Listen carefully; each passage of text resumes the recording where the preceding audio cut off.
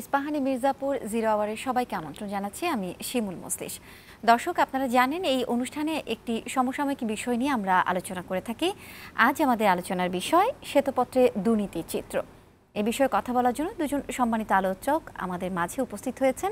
তাদের সাথে পরিচিত হওয়ার আগে আপনাদের জানাতে চাই এই অনুষ্ঠানটি বৈশাখী টেলিভিশনের ভেরিফাইড ফেসবুক পেজ ও ইউটিউব চ্যানেলে সরাসরি সম্প্রচার হচ্ছে। চলুন দর্শক, অতিথিদের সাথে পরিচিত হয়ে নেই। আমার ডানে আছেন ডক্টর আব্দুর রাজ্জাক, অর্থনীতিবিদ ও গবেষক, chairman research and policy integration for development rapid, এবং তার পাশে আছেন এস এম রাশিদুল ইসলাম, সাংবাদিক। আপনাদের দুজনকে আমন্ত্রণ জানাচ্ছি আমাদের স্টুডিওতে। দর্শক, আলোচনায় যাওয়ার আগে চলুন জেনে নিই আজ বৈশাখী টেলিভিশনে প্রচারিত প্রধান সংবাদ শিরোনাম। আগরতলায় বাংলাদেশ সহকারী হাইকমিশনে হামলার ঘটনায় ক্ষুব্ধ ঢাকা। ভারতের দুঃখ প্রকাশ, কোনো উস্কানি সরকার বরদাস্ত করবে না, পররাষ্ট্র উপদেষ্টার হুঁশিয়ারি। জনগণকে সঙ্গে রাখুন, জনগণের সাথে থাকুন, নেতাকর্মীদের উদ্দেশ্যে তারেক রহমান দেশবাসীর আস্থা ধরে রাখার আহ্বান। রাজনীতিবিদ, ব্যবসায়ী, আমলারা মিলে দেশে চোরতন্ত্র করেছিল। উন্নয়ন বাজেটের 40% লুট, শ্বেতপত্র কমিটির প্রতিবেদন। বেশি দুর্নীতি ব্যাংক, শেয়ার বাজার ও জ্বালানি খাতে। চট্টগ্রামে আইনজীবী হত্যা করে সৌহার্দ্যপূর্ণ সম্পর্কে ফাটল ধরাতে চেয়েছিল উগ্রগোষ্ঠী, মন্তব্য জামায়াত আমিরের। উস্কানি এড়িয়ে চলার আহ্বান ধর্মীয় নেতাদের। এবং বাড়ি বাড়ি গিয়ে ভোটার তালিকা হালনাগাদ করা হবে। আগামী বছরের 2রা মার্চের পর শুরু নবগঠিত ইসির সিদ্ধান্ত। শিরোনাম দেখছিলাম, এবারে আলোচনা ফিরতে চাই। আজ আমরা আলোচনা করব শ্বেতপত্রে দুর্নীতির চিত্র। ডক্টর আব্দুর রাজ্জাক, আপনাকে দিয়ে শুরু করতে চাই। বাংলাদেশের বর্তমান পরিস্থিতি অর্থনৈতিক একটা টালমাটালের মধ্যে আমরা আছি। নতুন সরকার সব কিছুই সংস্কার করতে হচ্ছে। ঠিক এই সময়ে গত 15 বছরের যে অনিয়ম এবং দুর্নীতির একটি শ্বেতপত্র প্রকাশ হতে যাচ্ছে, যেহেতু আজকে আমরা গতকালকে খসড়া হয়েছে, এই শ্বেতপত্রটা আসলে অর্থনীতির জন্য কতটুকু সুবাতাস বইবে বলে মনে করেন? ধন্যবাদ প্রথমে আমাকে আপনার অনুষ্ঠানে আমন্ত্রণ জানানোর জন্য। দেখুন, অর্থনীতির যে শ্বেতপত্র প্রকাশ করা হচ্ছে, যার খসড়া আমরা দেখেছি, এই খসড়াটি এটা দেখাচ্ছে গত 15 বছরে আমাদের অর্থনীতিতে অনিয়ম, দুর্নীতি, দুর্বার্তায়ন এবং দুর্নীতির ফলে যে ক্ষত তৈরি হয়েছে তার গভীরতা কেমন। একথা আমরা সবাই জানি কম বেশি, যারা এগুলো নিয়ে কাজ করেছেন তারা অনেক আগে থেকেই বলে আসছিলেন যে অর্থনীতিতে বড় রকমের অনিয়ম ঘটছে এবং এর ফলাফল কিন্তু অর্থনীতির উপর পড়েছে। আমরা ব্যাংকিং সেক্টরের কথা বলেছিলাম। আমাদের গভর্নর মহোদয় শ্বেতপত্র প্রকাশ হওয়ার আগেই অনেক ব্যাপারে আমাদেরকে ইনফরমেশন দিয়েছেন যে সেখানে কি পরিমাণ ক্ষতি হয়েছে। এই শ্বেতপত্রের মাধ্যমে যেটা হয়েছে, এইগুলোকে একটি দালিলিক আকারে প্রকাশ করা হয়েছে। এটা একটা রেকর্ড হিসেবে থাকছে যে গত 15 বছরে কি পরিমাণ এখানে ক্ষতি হয়েছে। একটি জিনিস মনে রাখতে হবে, দেখুন, আপনি বলেছেন যে কোনো সুবাতাস সেটা দিতে পারবে কিনা। প্রথমে হচ্ছে এটা আমাদেরকে শুধু ইন্ডিকেট করে যে কি পরিমাণ চ্যালেঞ্জ আমাদের সামনে আছে। অনেকে মনে করছেন, অনেকে প্রশ্ন করছেন যে এই সরকার, যে আমাদের ইন্টারিম গভর্নমেন্ট, এটা তো 3 মাস হয়ে গেল বা 4 মাস তো চললো, আমরা কি পেলাম। কিন্তু অনেকেই তারা উপলব্ধি করতে পারছেন না যে অর্থনীতির ক্ষতিটা কী রকম গভীর আকারে চলে গিয়েছিল আর কি। অনেকে আমরা আশঙ্কা করছিলাম যে যদি আগের সরকারও কন্টিনিউ করতো তাহলে হয়তো এই অর্থনৈতিক বিপর্যয়ের মধ্যেই তাদের কিন্তু বিদায় নিতে হতো আর কি। কিন্তু সেটা হয় নাই। তারপরে যেটা হয়েছে যে নতুন সরকার যে দায়িত্ব পেয়েছেন, সেখানে তারা কিন্তু একটা লেগাসি বহন করছেন। আগের সরকারের যে দুর্নীতি এবং যে অর্থনীতিকে ম্যানেজ করার যে ব্যর্থতা, সেটা কিন্তু এই সরকারের উপর চাপিয়ে দিয়ে গেছে। দেখুন, আমরা এখন যদি আমাদের প্রধান সমস্যাগুলো দেখি, আমাদের সামষ্টিক অর্থনীতিতে স্থিতিশীলতার অভাব, রিজার্ভের সমস্যা, ইনফ্লেশন অনেক উঁচা। এই সমস্যাগুলো কিন্তু এই সরকার গত সরকারের কাছ থেকে কিন্তু ইনহেরিট করতে হয়েছে। আজকের দুর্নীতি যে খতিয়ান আমরা দেখলাম, এখানে শ্বেতপত্র ওনারা বলেছেন যে ওনারা প্রমাণ পেয়েছেন প্রায় বছরে 14 বিলিয়ন থেকে 16 বিলিয়ন ডলার পর্যন্ত পাচার হয়েছে দেশ থেকে। আপনি দেখেন সেটা কিন্তু আমাদের জিডিপির সঙ্গে কম্পেয়ার করলে জিডিপির অংশ হিসেবে প্রায় 3.4 ভাগ। শ্বেতপত্র উঠে এসেছে ব্যাংকিং সেক্টরে কীরকম অনিয়ম হয়েছে এবং ফলে ব্যাংকগুলো কত দুর্বল হয়ে পড়েছে। এনার্জি খাতে যে বড় রকমের লুটপাট হয়েছে, কিছু লোককে সুবিধা দেওয়ার জন্য যে পলিসিগুলো নেওয়া হয়েছে সেই ব্যাপারে শ্বেতপত্র বলেছে। এবং আমরা জানি যে প্রবৃদ্ধির যে গল্প শোনানো হচ্ছিল সেটাও কিন্তু অতিরঞ্জিত ছিল। সাধারণ মানুষ সেখান থেকে তেমন সুযোগ সুবিধা পায় না, সেটাও কিন্তু এই শ্বেতপত্রে বলা হয়েছে। কাজে এই শ্বেতপত্র একটা দালিলিক প্রমাণ আমাদের সামনে হাজির করতে পেরেছে, যেটা ভবিষ্যতে আমাদেরকে এই পথে নিয়ে যাবে যে তাহলে কোথায় কোথায় আমাদের সংস্কারগুলো করতে হবে। আমরা এর আগে যে সংস্কারের কথা বলছিলাম সেটা অনেকটা বলতে পারেন যে আমরা সম্যক জ্ঞান না নিয়ে আমরা বলছিলাম, আমরা আমাদের উপলব্ধি থেকে বলছিলাম। শ্বেতপত্র সেই উপলব্ধির যে ধার, যে ভিত, সেটাকে শক্ত একটা মজবুত ভিত্তির উপর দাঁড় করিয়েছে, যেন এখান থেকে কাজ করে আমরা সামনের দিনগুলোতে এগোতে পারি। এদিক থেকে শ্বেতপত্র একটি অত্যন্ত গুরুত্বপূর্ণ বিষয়। এটার সঙ্গে আমি যোগ করতে চাই, দেখুন এই শ্বেতপত্র তো একমাত্র ইনিশিয়েটিভ না, সরকার অলরেডি কিন্তু কয়েকটা কমিশন করেছেন, কয়েকটা টাস্ক ফোর্স করেছেন, যার মাধ্যমে কিন্তু আরও কীভাবে আমরা আরও গভীরতর সঠিক পলিসিগুলোকে নিতে পারি সে নিয়ে কিন্তু কাজ হচ্ছে। যেমন অর্থনীতির জন্য একটা টাস্ক ফোর্স করা হয়েছে, যাদের উদ্দেশ্য হবে যে আগামী 2 থেকে 3 বছরের মধ্যে কোন জায়গাগুলোতে প্রায়োরিটি দিয়ে, গুরুত্ব দিয়ে কাজগুলো করা যায় এবং সেখানে কী টাইপের সংস্কার করতে হবে সেটার জন্য কিন্তু আরেকটা কমিটি কাজ করেছে। কাজে আমার কাছে শ্বেতপত্রের যে ফাইন্ডিংস এবং এরপরে যে অন্য যে সুপারিশগুলো আসবে, এগুলোকে যদি আমরা সব একসঙ্গে কাজে লাগাতে পারি তাহলে হয়তো আমাদের একটা ভালো এই অর্থনীতি পুনরুদ্ধারের জন্য যে পরিকল্পনা দরকার সেই পরিকল্পনা কিন্তু উঠে আসবে, সুফল হবে। আচ্ছা, এস এম রাশিদুল ইসলাম, আপনার কাছে জানতে চাই, শ্বেতপত্র প্রণয়নের সাথে যারা জড়িত তারা বলেছেন যে তাদের যে সুপারিশ, এই সুপারিশ মালাটা যদি আমলে না নেওয়া হয় তাহলে রাজনৈতিক এবং অর্থনৈতিকভাবে যে সংস্কারের কথা আমরা শুনছি সেই উদ্যোগটা আসলে ভেস্তে যাবে। আপনার মতামতটা শুনতে চাই। না, ডেফিনেটলি ওনারা যেটি বলেছেন সেটি ঠিকই বলেছেন। তো রাজ্জাক ভাইয়ের কথা সূত্র ধরে আমি একটু বলতে চাই, আপনি ওনাকে যে প্রশ্নটি করেছিলেন যে শ্বেতপত্র আজ প্রকাশ করা হলো, খসড়া শ্বেতপত্র, এইটা কিন্তু আমাদের যে সংস্কার কার্যক্রম, এই সরকারের যে বড় ম্যান্ডেট, এবং সরকার প্রথমত একটা প্রতিশ্রুতি দিয়েছিল যে গত 15 বছর 16 বছর যে বাংলাদেশে যে একটা স্বৈরাচার এবং ফ্যাসিস্ট সরকার ক্ষমতায় ছিল, যারা আসলে লুটপাট এবং অর্থনীতিকে অনেকটা নিজেদের জন্য, নিজেদের দলের সাথে, ব্যক্তির সাথে অর্থনীতিকে, দেশের অর্থনীতিকে বিকিয়ে দিয়েছিল, সেই চিত্র দেশের সামনে, মানুষের সামনে প্রকাশ করবে। আমি ধন্যবাদ জানাতে চাই সরকারকে এবং শ্বেতপত্র যে প্রণয়ন কমিটিকে, যে তারা সুন্দরভাবে এই গত 15-16 বছরে সেই মানে মহাচুরি বলেন বা লুটপাট বলেন সেটার একটা চিত্র তুলে ধরেছে। আর নিশ্চয় সরকার যে সংস্কার কমিশন, 15টি সংস্কার কমিশন গঠন করেছে, আপনি জানেন যে এই সংস্কার কমিশনের কাজগুলো নিশ্চয় সহজ করবে এই আজকে যে খসড়া যে শ্বেতপত্র যে প্রতিবেদনটা দেওয়া হয়েছে। আর যে সুপারিশ এসছে, সুপারিশগুলো তো অবশ্যই গ্রহণ করতে হবে। তবে আমি একটু জাস্ট বলতে চাই, সরকারকে আবারও ধন্যবাদ জানাতে চাই, কারণ আমি দীর্ঘদিন অর্থনৈতিক সাংবাদিকতা করার একটা এক্সপিরিয়েন্স আমার আছে, এবং আপনারা কিন্তু জানেন গত 15 বছরে বাংলাদেশের পত্রপত্রিকায় এই দুর্নীতি, এই লুটপাটের কিন্তু কথা আসছিল, ওইভাবে গুছিয়ে আসছিল, যেটা আসছিল সেটা অগোছালোভাবে, সেটা আজকে ওনারা খুব সুন্দরভাবে একটি জায়গায় নিয়ে আসছে। এবং আপনি খুব মজার ব্যাপার, রাজ্জাক ভাই হয়তো এই বিষয়টি বলেননি, যে বাংলাদেশের এই শ্বেতপত্র যেখানে বলা হয়েছে সবচেয়ে বেশি দুর্নীতি হয়েছে ব্যাংকিং সেক্টরে। শুধু দুর্নীতি না, আর রাষ্ট্রের পৃষ্ঠপোষকতায় বা একটি রাজনৈতিক দলের পৃষ্ঠপোষকতায় বাংলাদেশের কয়েকটি ব্যাংকে আরেকজন ব্যক্তির হাতে মালিকানা বদল করে একজনের সম্পদ আরেকজন কীভাবে দেওয়া হয়েছিল সেটি এসছে। এটা বাংলাদেশের 17-16 কোটি মানুষের জানার প্রয়োজন ছিল। এবং আমি আমাদের মাননীয় প্রধান উপদেষ্টা ডক্টর প্রফেসর ইউনূস, যিনি কমিটমেন্ট করেছিলেন জাতির সামনে, এবং আমি বলবো যে উনি যে 11 জন 12 জন এই প্রণয়ন কমিটিতে যাদের রেখেছিলেন, তারাও স্বপ্রণোদিতভাবে এবং অবৈতনিকভাবে ওনারা বলেছেন যে এটি সুন্দর কাজ করেছেন।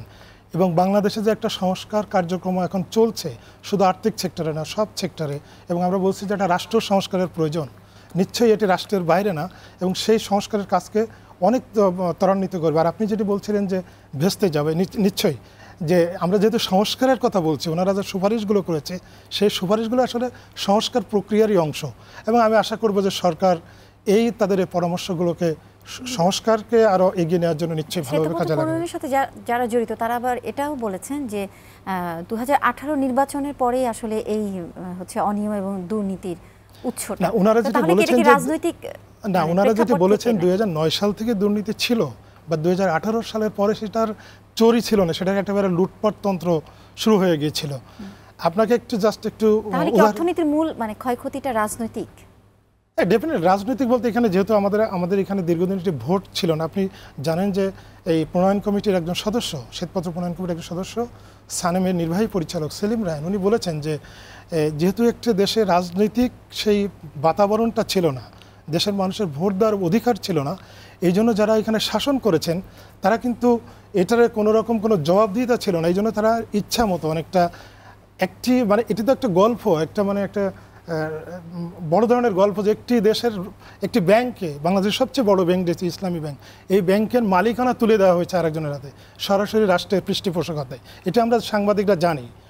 এবং আরেকটি মজার কথা বলি আপনাকে যে ইসলামী ব্যাংক, যে ব্যাংকটিকে একেবারে বাংলাদেশের সবচেয়ে বড় ব্যাংক, সেই ব্যাংকটিকে যখন মালিকানা হস্তান্তর করা হয় সরকারের একেবারে পৃষ্ঠপোষকতায়, এই ব্যাংকের কিন্তু শেয়ার হোল্ডার ছিলেন দুবাই ভিত্তিক একটি কোম্পানি। ওই কোম্পানির লোকজন যখন আসছে বাংলাদেশের একটি হোটেলে ছিল রাতে, ওখানে কি করা হয়েছে, সরকারের র্যাব পুলিশ গিয়ে এমন একটা পরিবেশ তৈরি করা হয়েছে এবং ওই বিদেশি বিনিয়োগকারী, ওরা তো বিদেশি বিনিয়োগকারী, তাদেরকে বলা হয়েছে যে এখানে জঙ্গিরা আক্রমণ করবে, আপনারা এখানে থেকেন না। তারা পরের দিন চলে গেছে। তার মানে কি, বাংলাদেশের যারা বিনিয়োগ করেছে, বাংলাদেশের অর্থনীতিতে যারা কন্ট্রিবিউট করেছে, তাদেরকে কিন্তু এভাবে একটা ভুল মেসেজ দেওয়া হয়েছে। এটা আমি বলবো যে একেবারে একজন ব্যক্তি, সেই ব্যক্তির নাম নিশ্চয় শেখ হাসিনা, এবং একটি রাজনৈতিক দল তাদের নিজেদের স্বার্থে মানে একেবারে বাংলাদেশের অর্থনীতিকে বিকিয়ে দিয়েছিল, যেটা চমৎকারভাবে এই খসড়া প্রণয়ন মানে প্রতিবেদনে উঠে এসছে। এবং আপনি জানেন যে ওনারা বলেছেন মানে দেবপ্রিয় ভট্টাচার্য যেটি আপডেট হবে, নিশ্চয়ই তখন আমি বলবো যে দুর্নীতির সব চিত্র এখনও আসি নাই, আরও হয়তো আমরা আরও নতুন কিছু জানতে পারবো যখন পূর্ণাঙ্গ রিপোর্টটি পাবো। দেশের উন্নয়ন প্রকল্পের প্রায় 40% লুটপাট করা হয়েছে, এই তথ্যটাও আমরা জেনেছি। তাহলে এই যে আমরা এত উন্নয়নের কথা শুনেছি, এত আমাদের অ্যাচিভমেন্টের কথা দেখেছি, তাহলে এগুলো কি শুভঙ্করের ফাঁকি? ডেফিনেটলি শুভঙ্করের ফাঁকি তো বটেই, কারণ উন্নয়নের যে গল্প আমরা শুনেছি সেখানে আপনি যেটি বলছিলেন যে প্রায় 40% সেখানে মানে এক ধরনের লুটপাটই, সেটা তো লুটপাট হয়েছে। এবং এখানে কিন্তু এই লুটপাটের সঙ্গে দেখেন আমাদের গতকাল আমাদের মাননীয় প্রধান উপদেষ্টা উনি একটু চমৎকার কথা বলেছেন যে আমরা বাংলাদেশের কেউ, আমাদের সামনে এই ধরনের ঘটনা ঘটেছে, আমরা কিন্তু ওইটাতে খুব বেশি প্রতিবাদ করতে পারি না। এমনকি আপনি দেখেন বহুপাক্ষিক যে সমস্ত উন্নয়ন সহযোগী সংস্থা আছে, ওয়ার্ল্ড ব্যাংক বা IMF বা ADB, যাদেরকে আমাদের উন্নয়ন সহযোগী সংস্থা, তারাও কিন্তু সরকার এইগুলো নিয়ে চ্যালেঞ্জ করি নাই খুব বেশি। ইভেন আপনি সরকারের যেসব পরিসংখ্যান, যেটি রাত জায়গায় বলছিলেন যে GDP-কে ফুলিয়ে ফাঁপিয়ে দেখানো হয়েছে, আমাদের উন্নয়নের গল্পগুলোকে বড় করে বলা হয়েছে, সেই জায়গায় কিন্তু বড় ধরনের শুভঙ্করের ফাঁকি ছিল। যেটি বলা হয়েছে সেটি ওরকম ছিল না। আচ্ছা, আব্দুর রাজ্জাক, আপনার কাছে জানতে চাই, দুর্নীতি এবং ক্ষতিগ্রস্ত এইটা বললেই আমাদের প্রথমেই আসলে ব্যাংকিং খাতটা আসে। এবং আজকে শ্বেতপত্র প্রণয়ন, গতকালকে শ্বেতপত্র প্রণয়নের কমিটির ওনাদের কাছ থেকেও আমরা একই রকম তথ্যই পেয়েছি। এবং এই যে মধ্য এবং খেলাপি ঋণের পরিমাণ আকাশ ছোঁয়া ছিল, এবং যা দিয়ে 14টি মেট্রো রেল এবং 24টি পদ্মা সেতু করা যেত বলে শ্বেতপত্র প্রণয়ন কমিটি জানিয়েছে। এই ধরনের অর্থনীতি আসলে মানে আমাদের যে ভঙ্গুর অর্থনীতি, এটা আসলে কত রকমের আশঙ্কার মধ্যে পড়তে পারে এই ধরনের তথ্য যখন আমরা জানতে পারি? প্রথমে দেখুন, আমি বলবো একটা জিনিস, আমরা অনেক নাম্বারস তো দেখছি, অনেক সংখ্যা, অনেক এস্টিমেট এবং দুর্নীতির যে খতিয়ান, মোটা দাগে আমার কাছে মনে হয় না যে স্মরণকালে আমরা কোনো উন্নয়নশীল দেশে রাষ্ট্রীয় পৃষ্ঠপোষকতায় এত বড় দুর্নীতির চিত্র দেখতে পেয়েছি। এটা অত্যন্ত পরিষ্কার। ব্যাংকিং খাতের কথা আপনি তো জানেন যে ব্যাংকিং খাতে যে প্রবলেমটা ছিল, যে শুরুটাই হয়েছিল মানে এই গত সরকারের সময়, তারা যে ব্যাংকগুলোর লাইসেন্স দেওয়া শুরু করেছিল, সেগুলো দেওয়া হয়েছিল ওই রাষ্ট্রীয় পৃষ্ঠপোষকতায় রাজনৈতিক বিবেচনার মাধ্যমে। রাজনৈতিক বিবেচনায় যখন ব্যাংকগুলোকে দেওয়া হয়েছে, সেগুলোর পরিচালনা পর্ষদ সেভাবে সাজানো হয়েছিল। তারপরে ছিল এই নিয়ম কানুনের মানে বেআইনি কাজগুলো করাটা তখন একটা প্রতিনিয়ত একটা রুটিন মাফিক কাজে পরিণত হয়েছিল। এবং পরে আমরা দেখেছি যে সেটার মাধ্যমে সেই ব্যাংক থেকে যারা ব্যাংকের সঙ্গে পরিচালনার দায়িত্ব ছিলেন, তারা কিভাবে সেখান থেকে অনেকেই টাকা পয়সা সরিয়েছেন আর কি। অনেক প্রজেক্ট যেখানে লোন দেওয়া হয়েছে, সেগুলোর অ্যাসেট যে ভ্যালুয়েশন করা ছিল, এগুলো অনেকগুলোর ভিত্তিহীন ছিল, অতিরঞ্জিত ছিল, এবং কোনো কোনো ক্ষেত্রে আসলে সেগুলো কাগজপত্র ঠিকমতো নেই। সুতরাং একটা বড় মাপের কিন্তু ব্যাংকিং ক্রাইসিস যে আমাদের সামনে ছিল, এটা কিন্তু সরকার পতন হওয়ার আগেও আমরা জানতাম। তারপরে বাংলাদেশ ব্যাংকেও বলেছে দুর্বল যে ব্যাংকগুলো, সেগুলো চিত্র আমাদের সামনে উঠে এসেছে। এবং ওই ব্যাংকগুলোতে কি পরিমাণ এখন নন পারফর্মিং লোনস আছে, সেটা তো একটা চিন্তার বিষয়। দুর্বল ব্যাংকগুলোকে সবল ব্যাংকে নিয়ে নেওয়ারও একটা তখন আওয়ামী লীগ সরকারের চেষ্টা করে তারা যখন দেখেছে দুর্নীতি করতে করতে ওই ব্যাংকগুলোতে ফোকলা হয়ে পড়েছিল, ওগুলো আর চলতে পারছিল না, তো তখন জোড়াতালি দেওয়ার চেষ্টা করা হচ্ছিল, একরকম মার্জ করানোর কথা বলা হচ্ছিল। পরে দেখা গেছে সেটাও তারা করতে পারে নাই। এখন এটা এই সরকারের ঘাড়ে এসে পৌঁছেছে আর কি। তো সেই চিত্রটা এখন পরিপূর্ণভাবে ফুটে উঠেছে। কিন্তু দেখুন, সমস্যা কিন্তু সমস্যা জায়গায় থেকে যাচ্ছে। আমরা খতিয়ান দিচ্ছে সেটা একটা জিনিস, খতিয়ানটা দরকার ছিল, রেকর্ডটা থাকা অত্যন্ত গুরুত্বপূর্ণ ভবিষ্যতের গবেষণার জন্য। ভবিষ্যতে যারা দেশ শাসন করতে আসবেন তারাও এখান থেকে শিক্ষা লাভ করতে পারবেন। কিন্তু আমার কাছে মনে হয় যে এখন যেটা চিন্তা করতে হবে, আমরা এখান থেকে উত্তরণের রাস্তাগুলো কি, সেটা যদি আমরা চিন্তা না করি তাহলে কিন্তু এই ক্রাইসিসগুলোকে আরও কিন্তু গভীরতর হবে। অলরেডি কিছু প্রস্তাবনা করা হয়েছে, সংস্কার কমিশন কাজ করছে, ব্যাংক সেক্টরে আমরা কীভাবে শৃঙ্খলা ফিরিয়ে আনতে পারি সেই ব্যাপারে কিন্তু কতগুলো সুনির্দিষ্ট পদক্ষেপ নেওয়া হয়েছে, যেগুলো হয়তো আমরা বাংলাদেশে আপামর জনসাধারণ এখনও আমরা রিয়েলাইজ করতে পারছি না যে একটা বড় বেনিফিট অলরেডি কিন্তু এই তত্ত্বাবধায়ক সরকারের জন্য হয়েছে, ইন্টারিম গভর্নমেন্ট রাদার আইটসে। যেটা সেটা হচ্ছে যে এখন কিন্তু দুর্নীতিটা টোটালি কিন্তু বন্ধ হয়েছে। ব্যাংকিং সেক্টর থেকে আগে যেরকম টাকা চলে যাচ্ছিল, টাকা লোপাট করার যে একটা সংস্কৃতি তৈরি হয়েছিল, সেটা কিন্তু বন্ধ হয়েছে। পরিচালনা পর্ষদে ভালো লোক বসানোর ফলে ব্যাংকগুলো কিন্তু এখন মোটামুটি আইনি ধারায় কিন্তু পরিচালিত হচ্ছে। এবং আমরা জানি যে ব্যাংকিং সংস্কার করার জন্য যে টাস্ক ফোর্স করা হয়েছে, সেই টাস্ক ফোর্স কিন্তু আপাতত 10টা, তারপর হয়তো আরও 10টা, মোট 20 থেকে 30টা ব্যাংকের যে অবস্থা, তারা সেগুলা ভালো করে এক্সামিন করবেন এবং সেই অনুযায়ী তারা কিন্তু সুপারিশমালা তৈরি করবেন। কাজে সেই প্রসেসটা কিন্তু আমাদের এখন শুরু হয়েছে।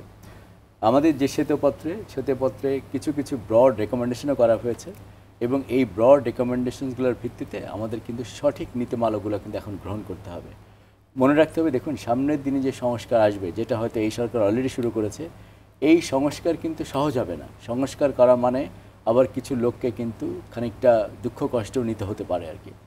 ফলে যেটা হবে যে আমাদের কিন্তু সবাই এটা মনে রাখতে হবে, যে পরিমাণ অর্থনীতিতে ক্ষত তৈরি হয়েছে, সেই ক্ষত যদি আমরা আবার সারিয়ে তুলতে চাই, এটা কিন্তু আমাদেরকে একটু দীর্ঘ সময় পথ পাড়ি দিতে হবে। আপনি জানেন যে গভর্নর মহোদয় বলেছিলেন যে কোনো ব্যাংক থেকে টাকা প্রিন্ট করে উনি আর তারল্য সুবিধা দিবেন না, এটা কিন্তু রাখা সম্ভব হয় না। কারণ ওই ব্যাংকগুলোতে চিন্তা করুন যে যারা গ্রাহক ছিলেন, যারা সেখানে ক্লায়েন্ট ছিলেন, তাদের তো অনেক কষ্টের পয়সা তারা ওই ব্যাংকগুলোতে রেখেছিলেন। তারা যদি সেই টাকা ফেরত না পেতেন, তাহলে এটাও তো আমি বলবো যে কোনো সরকারের কাছে থেকে এরকম কাম্য না। কাজে সরকারকে ইন্টারভিন করতে হয়েছে। এটা একটা ভালো লক্ষণ যে পলিসিগুলো আমরা কাদের জন্য করি, পলিসিগুলো তো করা হচ্ছে মানুষের জন্য, মানুষজন উপকার পান। কাজে খানিকটা হয়তো আমাদের কম্প্রোমাইজ করতে হবে, কিন্তু আমাদের অভীষ্ট লক্ষ্য কিন্তু স্থির রাখতে হবে। যে একজন অর্থনীতিবিদ হিসেবে আপনার কাছে যদি জানতে চাই যে অর্থ পাচারে কি আসলে অর্থনীতির বড় ক্ষত বা মূল ক্ষত? অর্থ পাচার, দেখুন আমি বলবো এটা একটি অন্যতম প্রধান একটা ইস্যু ছিল এটা সরকার, এবং সেটা আমাদের অর্থনীতির জন্য বড় একটা ক্ষতি করেছে। কিন্তু এইটার সঙ্গে যেটা সবচেয়ে বড় ঘটনা, সেটা হচ্ছে যে কি পরিমাণ দুর্নীতি হয়েছে। যদি আপনি দুর্নীতি না করতে পারেন তাহলে কিন্তু অর্থ পাচারের পরিমাণ কিন্তু এমনি কমে যাবে। যেটা ছিল সীমাহীন দুর্নীতি হয়েছে, এবং সেই সীমাহীন দুর্নীতির একটি অংশ কিন্তু পাচার হয়ে গিয়েছে। বড় একটা অংশ হয়তো এখনও দেশের মধ্যে আছে, সেটা বিভিন্ন জায়গায় হয় বিনিয়োগ আকারে আছে অথবা একদম ক্যাশ কারেন্সিতে আছে, কিন্তু একটি অংশ পাচার হয়েছে। যদি পাচার হয়ে থাকে, আমরা যদি সেই অংশটাকে ফেরত পাই, সেটা দেশের জন্য লাভবান হবে। কারণ কি, যেটা পাচার হয়ে যায় সেটার মাধ্যমে কিন্তু আমরা আমাদের ফরেন রিজার্ভ হারিয়েছি। কাজে সেটা যদি আমরা ফেরত আনতে পারলে ওইটা একদম রিজার্ভের সঙ্গে যোগ হতে পারে আর কি। সেদিক থেকে এটা একটি বাড়তি সুবিধা। এই জন্য অনেক সময় অর্থ পাচার করাকে গুরুত্ব দেওয়া হচ্ছে। কিন্তু আমি মনে করি অর্থনীতিবিদ হিসাবে আমাদের সবচেয়ে বড় লক্ষ্য থাকা উচিত দুর্নীতির মাধ্যমে যে টাকা অর্জন করা হয়েছে, সেটা চুরি হোক, ব্যাংক লোপাট হোক, বা অন্য কোনো যেমন ঘুষ কাণ্ড হোক, সেগুলোর মাধ্যমে যে অর্থ লোপাট করা হয়েছে, তৈরি করা হয়েছে, সেটা আমাদের সবচেয়ে বড় উদ্বেগ। এই শ্বেতপত্র ধরে অন্তর্বর্তী সরকার কি ধরনের পদক্ষেপ নিতে পারবে? হ্যাঁ, অনেকগুলো পদক্ষেপ নিতে পারবে। দেখুন শ্বেতপত্রের সঙ্গে যে রেকমেন্ডেশনগুলো আছে সেগুলো কিন্তু অলরেডি খানিকটা কিন্তু আমরা দেখছি যে ইমপ্লিমেন্টেশন শুরু হয়ে গিয়েছে। বিশেষ করে ব্যাংকিং সেক্টরে গভর্নর মহোদয় কতগুলো উদ্যোগ নিয়েছেন। ইন্টারেস্ট সুদের হার বাড়ানো হয়েছে, ইনফ্লেশন কন্ট্রোল করার চেষ্টা করা হচ্ছে, ব্যাংক থেকে সরকারের লোন পাওয়ার ব্যাপারে ওনারা খানিকটা কড়াকড়ি আরোপ করেছেন। এগুলো কিন্তু শুরু হয়েছে। ব্যাংক সংস্কারটি কীভাবে করা যাবে, সেখানে ইন্ডিপেন্ডেন্ট লোকজনদের কী রোল হবে, আমরা বিদেশি এক্সপার্ট ব্যবহার করে এগুলোকে সংস্কার করতে পারি কিনা, সেটা শুরু হয়েছে। আর তারপরে দেখেন আরও কতগুলো জায়গায় যে আমাদের সংস্কার করতে হবে, যেটা শ্বেতপত্রে আছে, সেই উদ্যোগটাও কিন্তু অলরেডি নেওয়া হয়েছে। যেমন অর্থনীতির কাঠামোটা কী হবে, আমরা যদি একটা মধ্যম মেয়াদী অর্থনীতির কথা চিন্তা করি, 2 থেকে 3 বছরের কী কাজ করবে, শ্বেতপত্রে বলা হয়েছে যে একটি 2 থেকে 3 বছরের মেয়াদে একটা আমাদের রিকভারি প্ল্যান করতে হবে। সেই কাজটা কিন্তু শুরু করা হয়েছে, এবং আগামী 6 মাসের মধ্যে কি আমাদের করণীয় হবে সেটা হয়তো এখন এই সরকার চিন্তা করে দেখবে যে সামনের বছরে যে বাজেট হবে সেই বাজেটের আগে আরও কিছু সংস্কারকে এগিয়ে নেওয়া যায় কিনা। কাজ শুরু হয়েছে, এই ব্যাপারে কোনো সন্দেহ নাই, শ্বেতপত্র এসেছে, এটা একটা আমাদের জন্য রেকর্ড দলিল হিসেবে থাকবে, যেটার উপরে বেস করে ভবিষ্যতে সিদ্ধান্ত নেওয়াটা আরও সোজা হবে। আচ্ছা, ধন্যবাদ। একটা বিরতিতে নিতে হচ্ছে। দর্শক, ইস্পাহানি মির্জাপুর জিরাওয়ারি নিচ্ছে একটা ছোট্ট বিরতি, ফিরছে একটু পর, সাথেই থাকুন।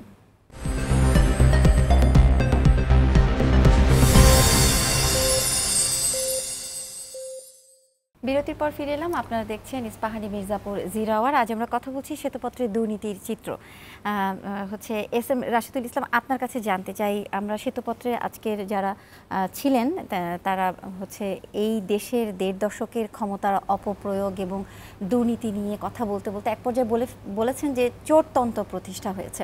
মানে এই যে দেশ থেকে ২৮ লাখ কোটি টাকা পাচার হয়ে গেছে, এটা আসলে মানে বাংলাদেশের জন্য কত বড় দুঃসংবাদ?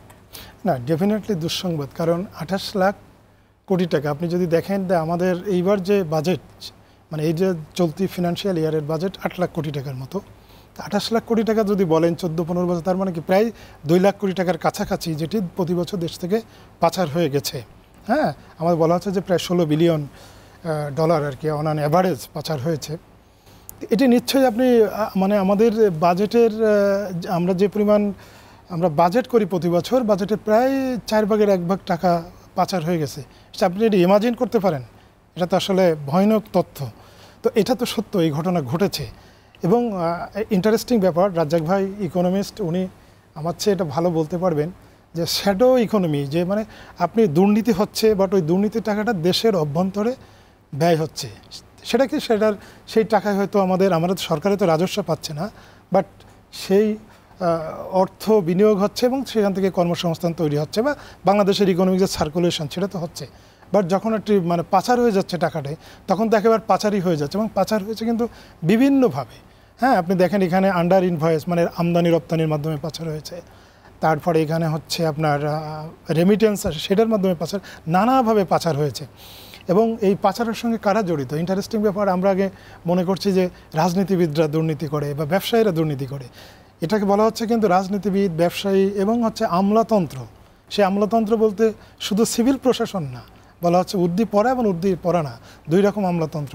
তো এই যে একটা গোষ্ঠীতন্ত্র তৈরি হয়ে গেছিলো বাংলাদেশে, শুধু রাজনীতিতে না, বাংলাদেশের এই ব্যবসা বলেন, ব্যাংক, বিমা, সামগ্রিক অর্থনীতির মধ্যেও এক ধরনের গোষ্ঠীতন্ত্র তৈরি হয়ে গেছিলো, যারা ওই যে ড্যাম কেয়ার এবং হচ্ছে জবাবদিহিতা না থাকার কারণে যা ইচ্ছা সেটি করা হয়েছে একেবারে ইচ্ছা মতো, যার ফলশ্রুতিতে বাংলাদেশ থেকে প্রতি বছর 16 বিলিয়ন ডলার পাচার হয়ে গেছে।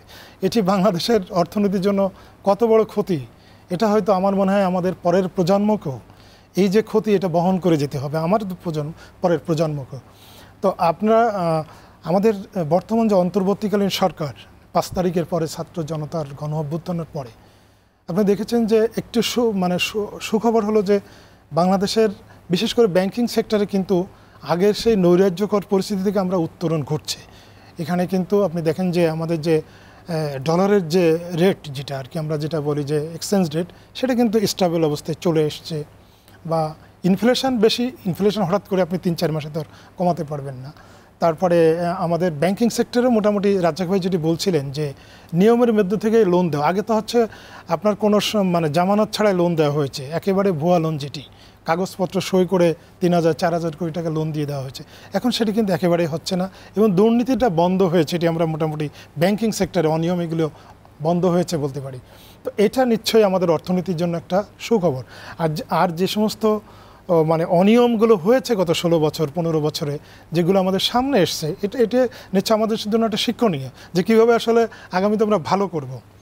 আর আমি একজন সংবাদকর্মী হিসাবে আজকের কিছু ঘটনা আমি এটার সঙ্গে সঙ্গে বলতে চাই। সেটা হচ্ছে, আপনি দেখেছেন যে আজকে ইন্ডিয়াতে, ভারতে বেশ কয়েকটি ঘটনা ঘটেছে, যেটি বেসিক্যালি বাংলাদেশ কেন্দ্রিক ছিল। যেমন আপনি জানেন যে আগরতলায় বাংলাদেশের যে সহকারী হাই কমিশনার, তার অফিসে কিন্তু হামলা করা হয়েছে, বাংলাদেশের পতাকা ওখানে মানে পতাকা অবমাননা করা হয়েছে। করিমগঞ্জ, এটি করিমগঞ্জে আমাদের সিলেটের ওপারে করিমগঞ্জ থেকে যে পণ্য আসে, সে পণ্য কিন্তু ওখানে আটকে দেওয়া হয়েছে। আজকে জানেন যে সেখান থেকে যে বেশ কয়েকটা পণ্য আসার কথা ছিল, সেগুলো আটকে দেওয়া হয়েছে, আসতে পারি না। ওখানে কিছু মানে ভারতীয় নাগরিক যারা এটার প্রোটেস্ট করে ওটা আটকে দিয়েছে। আপনি দেখেছেন যে পেট্রোপোলে, মানে বেনাপোলের ওপর পেট্রোপোলে ওখানে বড় ধরনের সমাবেশ করেছে মানে ভারতের একটি রাজনৈতিক দল। এরপরে মুম্বাইতে হচ্ছে আজকেও 200-300 মানুষ বাংলাদেশের যে হাইকমিশনের যে অফিস ওখানে আছে সেখানেও প্রোটেস্ট করেছে। তো সামগ্রিকভাবে এটি আমি একজন সংবাদকর্মী হিসেবে আমার কাছে মনে হয়েছে যে বাংলাদেশের ছাত্র জনতার গণ অভ্যুত্থানের পরে ভারতীয় মিডিয়াতে খুব দুঃখজনকভাবে যে ভারতের মেন স্ট্রিমে হচ্ছে এক ধরনের বাংলাদেশকে নিয়ে প্রোপাগান্ডা, একেবারে মিথ্যা প্রচার করা হচ্ছে। বাংলাদেশে আপনি জানেন যে দীর্ঘদিন একটি স্বৈরশাসন ছিল, সেখান থেকে আমাদের মানে 1500 মানুষ ছাত্র জনতা মারা গেছে। তারপরে এই যে বিপ্লবের মধ্য দিয়ে যে একটা সরকার এসছে, 5 তারিখ থেকে 5 আগস্ট থেকে 8 আগস্ট পর্যন্ত বাংলাদেশে কিন্তু ওই অর্থে কোনো সরকার ছিল না। পুলিশ বেশ কিছুদিন মানে নিষ্ক্রিয় ছিল।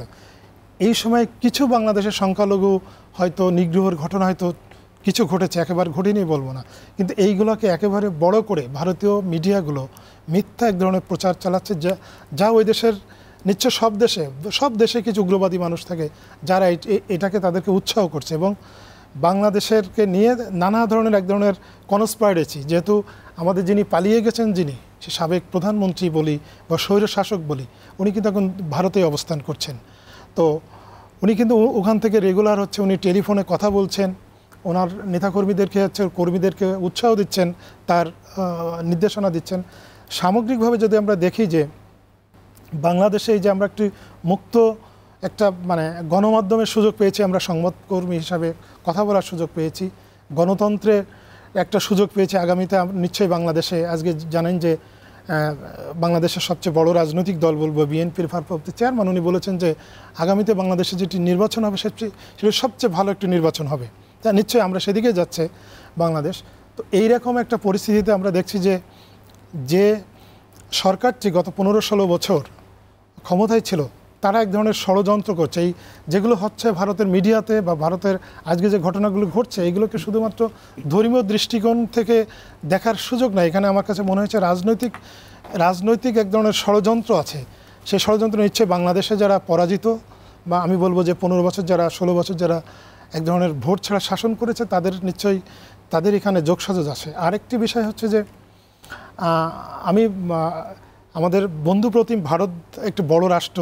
আমরা সবসময় চাই যে ভারতের সম্পর্ক, ভারত রাষ্ট্র হিসাবে, দেশ হিসাবে ভারতের সম্পর্ক হবে বাংলাদেশের সকল মানুষের সাথে, কোনো ব্যক্তি বা কোনো রাজনৈতিক দলের সাথে সম্পর্ক নিশ্চয়ই সেটি মানে দুই দেশের জন্যই ভালো না। আমি আশা করব যে আজকে যে সারাদিন যে ঘটনা ঘটেছে, এই ঘটনা আগামীতে আর ঘটবে না। এবং ইতিমধ্যে আপনি জানেন যে আমাদের বাংলাদেশের পররাষ্ট্র উপদেষ্টা উনি এটি নিয়ে কথা বলেছেন এবং পররাষ্ট্র মন্ত্রণালয় থেকে এটির কড়া প্রতিবাদও জানানো হয়েছে। ডক্টর আব্দুর রাজ্জাক, আপনার কাছে আসি এবার। দেশের শ্বেতপত্র প্রণয়নের হচ্ছে কমিটি থেকে বলা হয়েছিল যে দেশের 85% সম্পদ 10% মানুষের হাতে চলে গেছে। অর্থনীতির এমন চিত্র অন্যান্য দেশের সাথে তুলনা করলে কেমন দাঁড়ায় আসলে? হ্যাঁ, তারা এটা উল্লেখ করেছেন।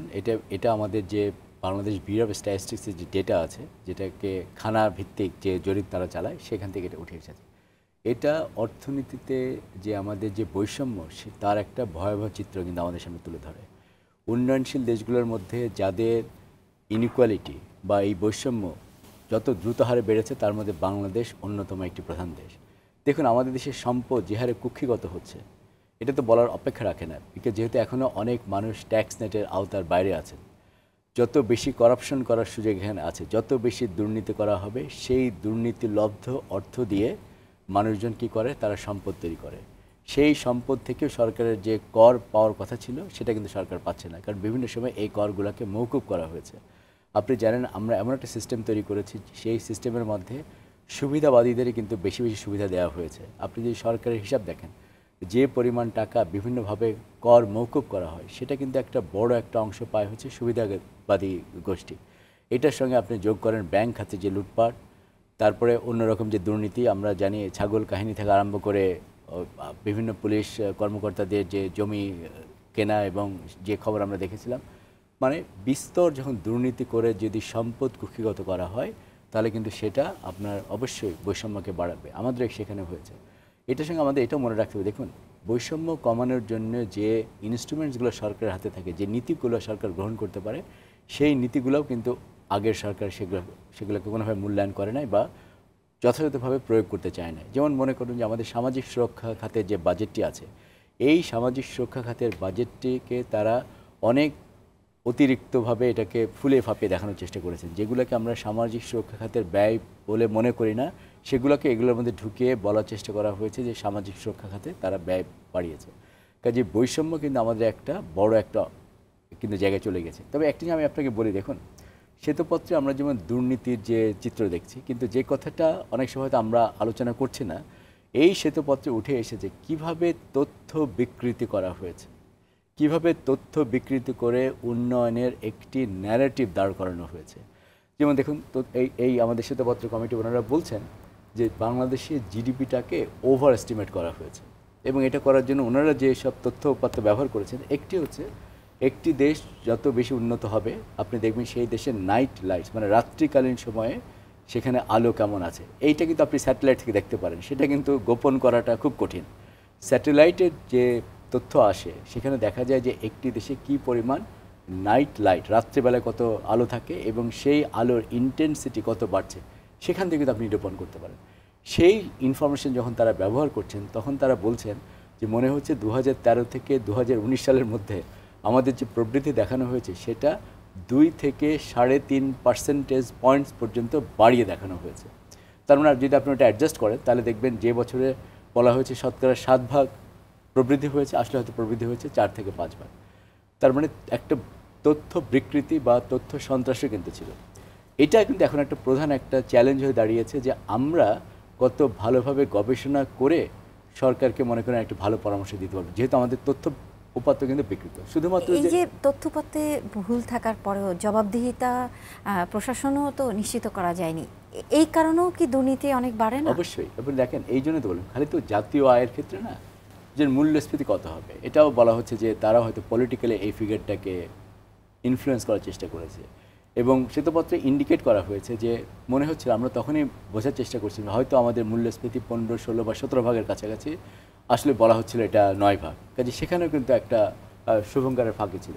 আপনি জানেন যে রপ্তানি হিসাব করার ক্ষেত্রে কি হয়েছে, রপ্তানি আয় বাড়িয়ে দেখাতে দেখাতে একটা সময় বলা হলো যে ওকে 12 থেকে 14 বিলিয়ন ডলার রপ্তানি আয় দেশে ফিরে আসে না, তখন রপ্তানি আয়কে নিচের দিকে অ্যাডজাস্ট করা হলো। এগুলো কিন্তু সবই হচ্ছে একটি সিস্টেম করে ভুল তথ্য দেওয়ার মাধ্যমে কিন্তু কাজগুলো করা হচ্ছে। এটার সঙ্গে আমরা মিস ইনফরমেশন বলি বা ডিসইনফরমেশন বলি, এই দুটোই কিন্তু যোগ হয়েছে।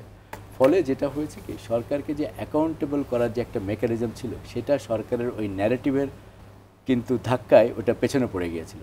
আমার কাছে মনে হয় যে এটা কিন্তু একটা অত্যন্ত গুরুত্বপূর্ণ একটা জিনিস, যেটা শ্বেতপত্র কমিটি আমি বলবো যে যথাযথ গুরুত্বের সঙ্গে তুলে ধরেছেন যে তথ্যপত্রের ক্ষেত্রে কীরকম অনিয়ম হয়েছে, এবং সেখান থেকে তারা একটা কিন্তু চমৎকার সংস্কারের প্রস্তাব করেছেন। তারা বলেছেন একটা ইন্ডিপেন্ডেন্ট ডেটা কমিশনের কথা চিন্তা করা যেতে পারে, যাতে ভবিষ্যতে অন্যান্য কমিশনগুলো যেভাবে স্বাধীনভাবে কাজ করে এই তথ্যপত্র যেন বাংলাদেশে আর কেউ কোনো দিন বিকৃত করতে না পারে। কারণ তথ্যপত্র বিকৃত করা মানে হচ্ছে আপনি সাধারণ জনগণকে খুব সহজে বোকা বানাতে পারবেন, এবং যারা অর্থনীতি নিয়ে কাজ করেন, যারা বিশ্লেষক আছেন, তাদেরও কিন্তু আর উপায় থাকবে না যে সরকারকে চ্যালেঞ্জ করে যে তার ফিগারগুলো ঠিক। একটা বিরতি নিচ্ছি দর্শক, একটা ছোট্ট বিরতি নিচ্ছি, ফিরছি একটু পর, সাথেই থাকুন।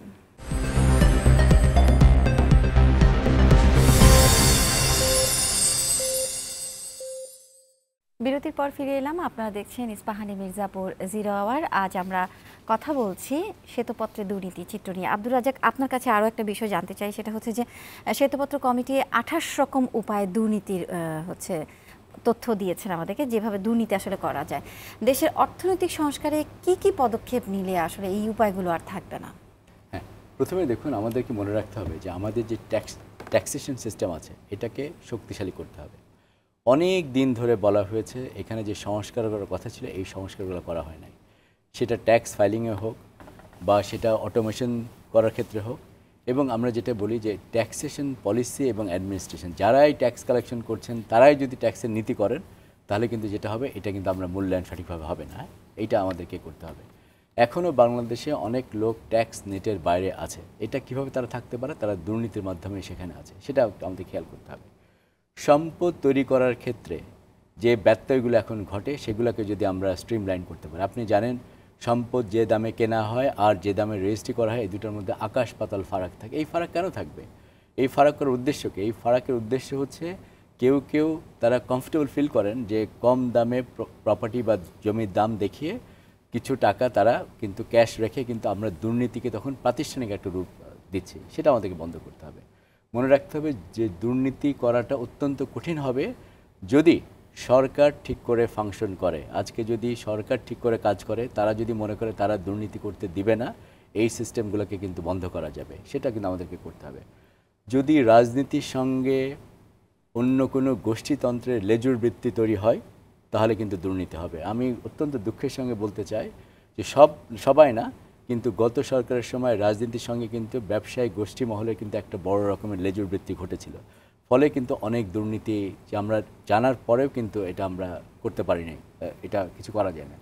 আপনি জানেন যে অনেক বড় বড় স্বনামধন্য যারা সংবাদপত্রের এডিটর আছেন তারা কিন্তু এখন বলছেন যে তাদের পক্ষেও কিন্তু ওই সময় দুর্নীতি নিয়ে অনেক ভালো রিপোর্টিং হয়তো করা সম্ভব হয়নি। সরকারকে তারা যথেষ্টভাবে জবাবদিহিতা আনতে পারে না। কেন সেটা হয় না? কারণ হচ্ছে যে একটা সেলফ ইম্পোজড সেন্সরশিপ সবসময় কাজ করেছে। সবাই একটু ভয় পেয়েছে যে স্বাধীনভাবে কাজ করা যাবে কিনা। কাজে সেটাও একটু বেশি। কাজে আমি বলবো যে মিডিয়া এবং সংবাদপত্রের স্বাধীনতা আমাদের কিন্তু রাখতে হবে। মনে রাখতে হবে এটা কিন্তু আমাদের দুর্নীতির বিরুদ্ধে একটি অন্যতম প্রধান রক্ষা কবচ। দুর্নীতি দমন করার জন্য যে প্রতিষ্ঠানগুলো আছে সেই প্রতিষ্ঠানগুলো কি স্বাধীনভাবে কাজ করতে পেরেছে? সেই প্রশ্ন কিন্তু আমাদের সামনে আসবে। তাহলে দুর্নীতি দমন কমিশন যে আমরা করলাম তাদের রোলটা কি? এরকম কমিশন যদি বানায়, সেই কমিশন যদি কাজ করতে না পারে তাহলে কিন্তু আপনি দুর্নীতি দমন করতে পারবেন না। মনে রাখতে হবে, দেখুন দুর্নীতি দমন হচ্ছে একটা অন্যতম প্রধান পলিটিক্যাল উইল। যদি আমাদের একদম সর্বোচ্চ পর্যায় থেকে একটি রাজনৈতিক সদিচ্ছা থাকে, দুর্নীতি কিন্তু অনেকখানি কিন্তু কমানো। দুর্নীতি একদম উৎখাত করা যাবে না, হয়তো কিছু থাকবে, কিন্তু এখন যেভাবে দুর্নীতির চারিদিকে প্রত্যেক কিনারে কিনারে দুর্নীতি হয়েছে সেখান থেকে কিন্তু আমরা বের আসতে পারব। মনে রাখতে হবে, দেখুন দুর্নীতি করার সিস্টেম চালু থাকা মানে আপনি সমাজে যে অনুশাসন আছে, যে ন্যায় নীতি আছে, সেই ন্যায় নীতিকে কিন্তু আপনি অবমাননা করছেন। সেটার মানে হচ্ছে যারা একটা ফেয়ার সিস্টেম চায়, যে সিস্টেমের মাধ্যমে আমরা বলি সততা পুরস্কৃত হবে, মানুষের হার্ডওয়ার্ক পুরস্কৃত হবে, সেই সিস্টেম কিন্তু আমরা ভেঙে ফেলেছি। এমনকি দেখুন দুর্নীতি কিন্তু আমাদের একটা কালচারে পরিণত হয়েছে। অনেক সময় আমরা দুর্নীতি দিয়ে আমরা অনেক সময় বলি স্পিড মানি, এটা দিলে তাড়াতাড়ি কাজ আগায়। এগুলোকে আমাদের কিন্তু আইডেন্টিফাই করতে হবে। কিন্তু সবচেয়ে প্রধান বিষয় হচ্ছে আমি বলবো যে রাজনীতির সঙ্গে লেজুর বৃত্তিমূলক যে দুর্নীতিগুলো হচ্ছে সেই দুর্নীতিগুলোকে আমাদের কিন্তু সমূলে উৎপাদন করতে হবে।